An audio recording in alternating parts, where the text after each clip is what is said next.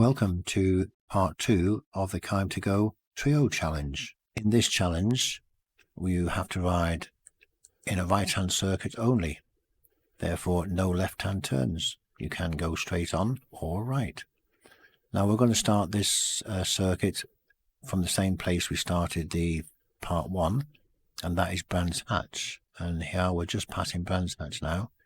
So pick a point where you want to start your right-hand circuit, and then continue on, only turning right. Now there's one slight complication with the right hand circuit, and that is roundabouts. Now in the UK, if you come up to a roundabout and you enter the roundabout, you have to turn in a right direction, but you can't turn left, because if you turn left you will be exiting the roundabout, and therefore you cannot exit a roundabout once you enter it with this one. Everything else, as in the previous challenge, remains the same. For example, the video has to be one complete video. There has to be no cuts in the video. You can speed the video up if you wish. There's no problem with that, and you can modify the sound track in any way you like. So here we are. We're just going to do our first right hand turn. This takes us on a Scratcher's Lane, it's called, and it goes right round the back of Brands Hatch motor racing circuit.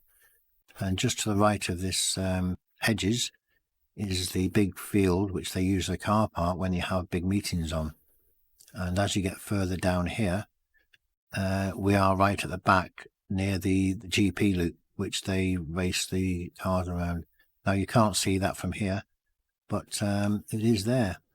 And Brands Hatch also has a helicopter landing pad, so if you're lucky enough to own a helicopter, you can fly in and watch the racing for the day. So while we're riding down these back lanes, which are very typical of the lanes in Kent, they're mostly lined with trees or hedgerows, and many of the trees on the country lanes form tree tunnels, and these come in very handy if you know where they are and you get a sudden downpour of rain, because they give really good protection while you wait for a shower to go across. And here's one of them here, where you can see all the trees are really overgrown right across the road, both sides. Some of them are a lot better than this, a bit more enclosed, and I think we're coming to one of them here. Here is a complete tree tunnel, very handy when it's raining. Now we are fast approaching our next right hand turn, and when we get to that next right hand turn, you might recognize the junction, because it's the same junction that we used to turn onto the A20 when we did the left hand circuit in part 1.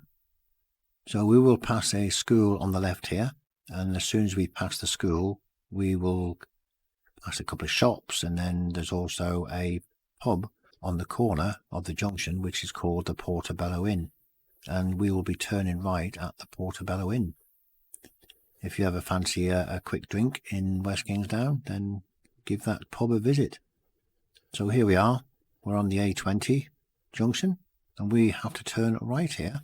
So we're just going to pull out here onto the A20 in a right hand direction, and we're going to head off on the final leg of this circuit to Brands Hatch.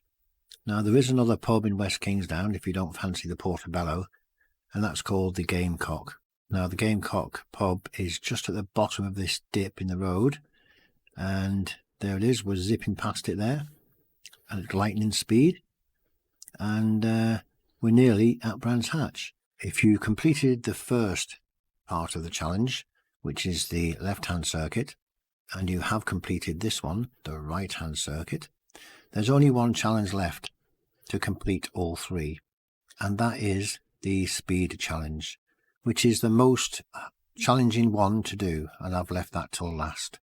So there you have it. Go and have a little bit of fun on your motorbike, and I hope to see you in the next video for challenge number 3, the speed challenge.